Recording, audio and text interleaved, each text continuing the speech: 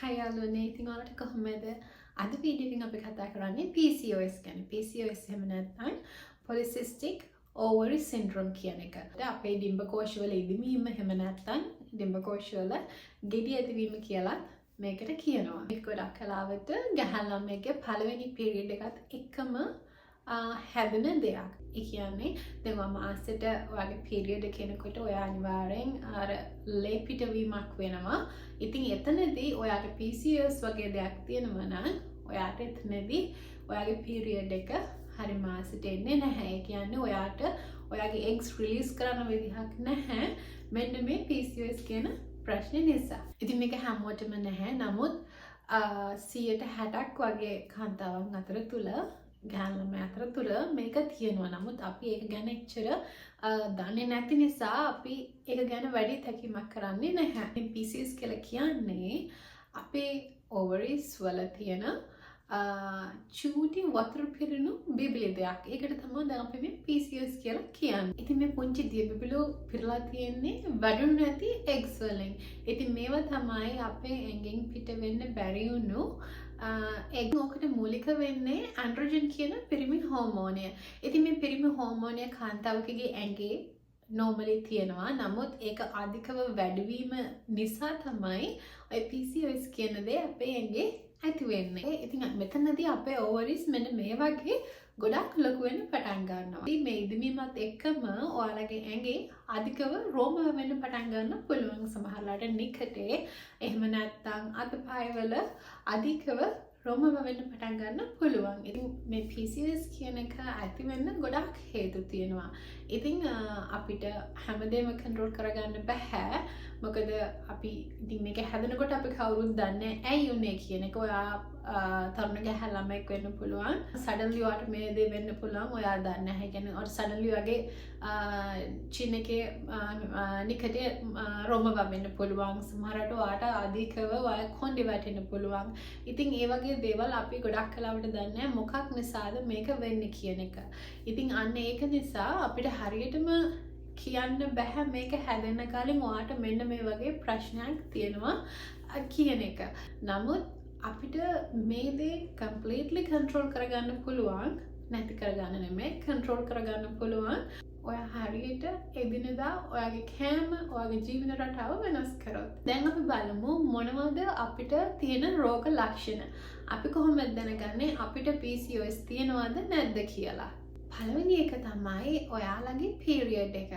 ඔයාලට regular period එකක් නැත්නම් ඒ කියන්නේ ගොඩාක් කලාවට කෙනෙකුට දවස් 27ක් 28ක් වගේ කාලයක් ඇතුළත පීරියඩ් එකක් එන්න ඕනේ. අනේ එතනදී ඔයාට දවස් 35කට එහා ගියොත් ඔයා අනිවාර්යෙන් බලන්න ඕනේ ඔයාට ගොඩාක් වෙලාවට PCOS තියෙන්න පුළුවන්. ඒක ඔයා පටන් ගන්න අවදියේ ඉන්නේ. අන්න ඒක නිසා හැමතිස්සෙම කෑ කරන්න ඔයාගේ පීරියඩ් එකේ දවස් වෙනස් වුණොත්. තවත් දෙයක් තමයි මේ පීරියඩ් එකම එක්කම සම්බන්ධ. ඔයාට දවස් 6ක් පීරියඩ් එක තියෙන කෙනෙක් නම් සමහර වෙලාවට ඔයාට දැන් අද වගේ ෆස්ට් ඩේ එක හෙට සෙකන්ඩ් එක ඊට පස්සේ ඔයාට වගේ ලේ පිටවීම නවතිනවා.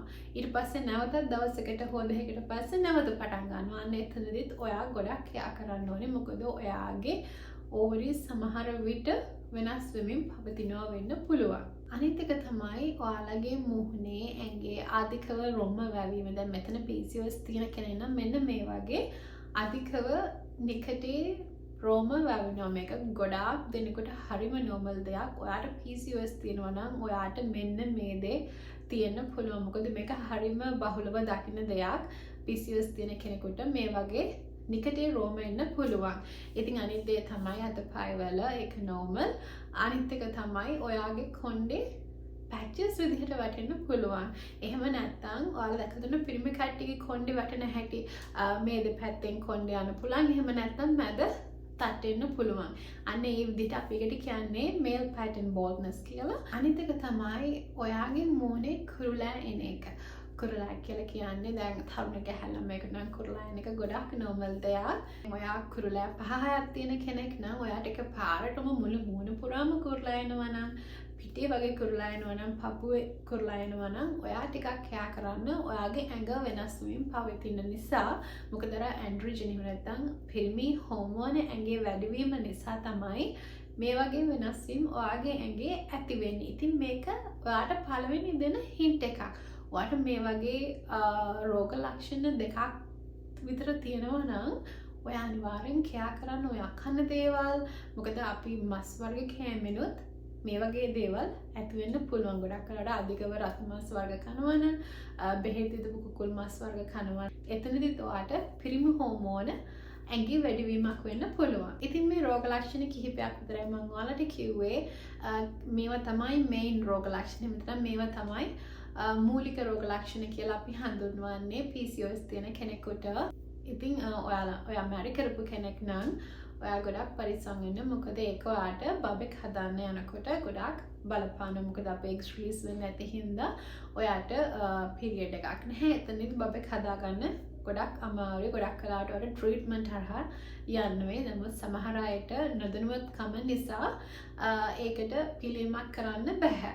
PCOS කියහම PCOS වර්ග 4ක් තියෙනවා. මේ හතරෙන් 70%කට විතර තියෙන්නේ ඉන්සියුලින් රෙසිස්ටන්ට් කියන PCOS වර්ග. ඉතින් මේක තියෙන කෙනෙකුට අධිකව තෙල් සහිත හමක් තියෙනවා. ඒ වගේම තමයි බර අඩු කරගන්න ගොඩාක් අමාරුයි. අනිත් එක තමයි අපි කොච්චර කෑවත් අපිට හිතෙන්නේ අපි කන ප්‍රමාණය මදි කියලා. ඒ කියන්නේ අපිට දවසට 10ක් විතර කන්න පුළුවන්. හොඳට කන්න පුළුවන්.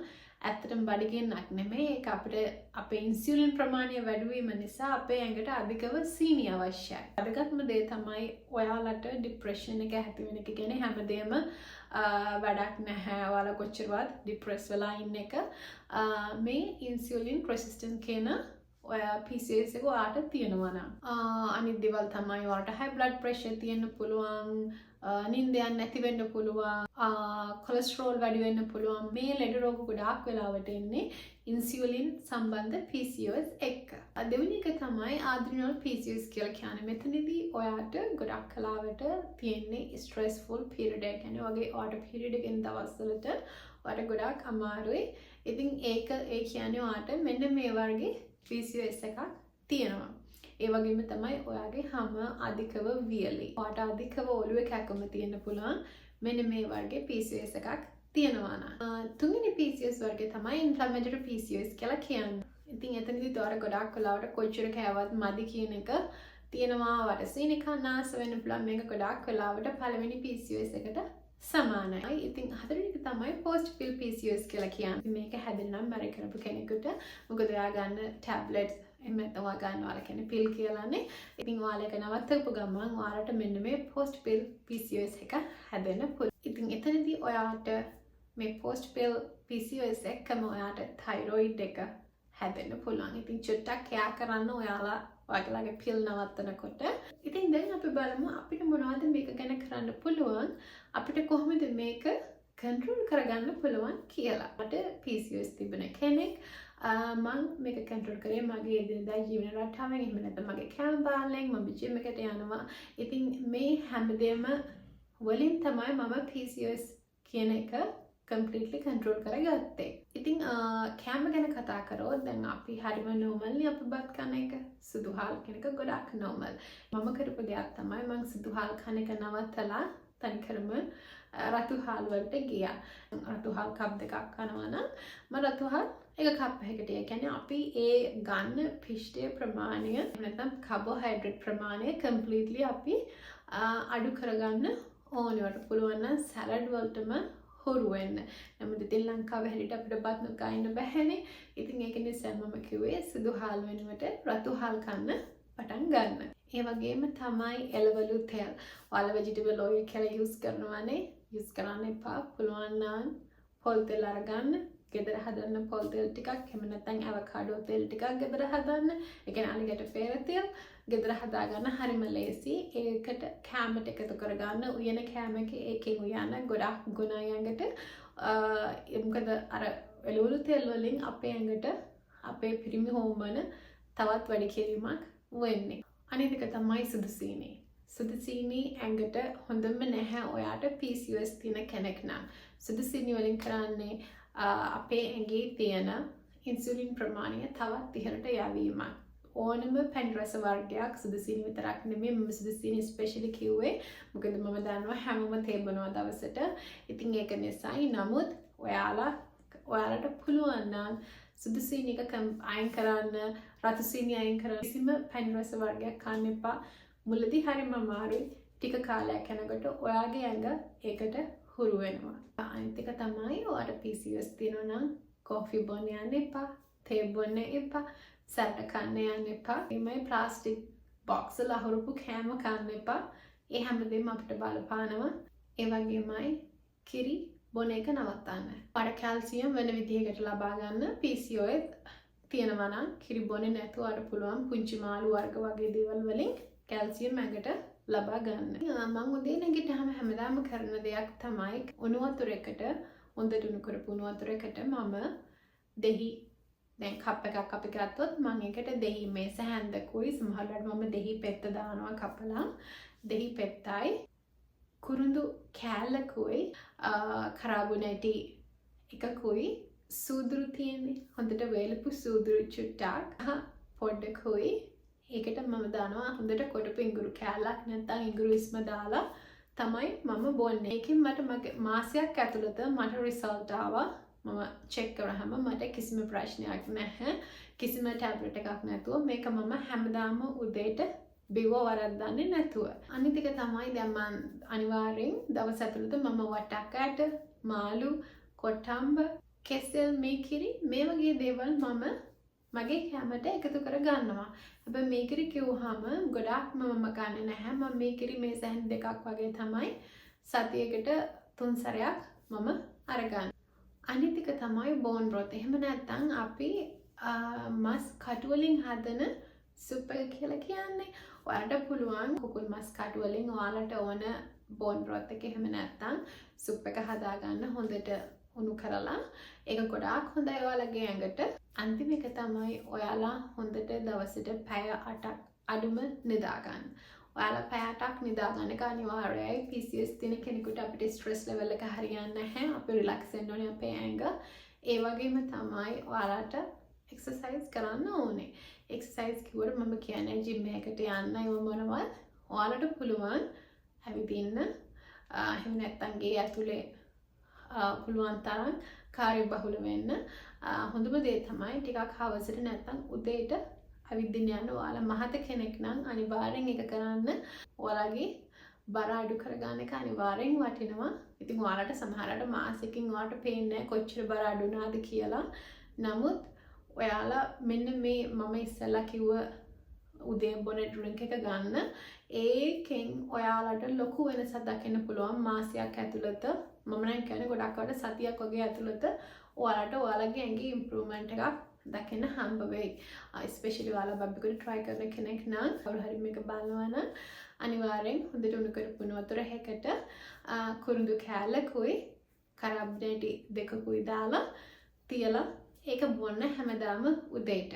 ඉතින් මෙතනදී ඔයාලට ලොකු ඉම්ප්‍රූව්මන්ට් එකක් හම්බ වෙයි. අනිත් එක තමයි ඔයාට පීරියඩ් නැති කෙනෙක් නම් පීරියඩ් ඉඳලා හිටලා වෙන කෙනෙක් නම් අනිවාර්යෙන්ම උණු වතුර කප් එකකට කුරුඳු කෑල්ලකුයි කරාබුනේටි 3-4ක් දාලා හොඳට තියලා ඒක බොන්න රස්නෙට.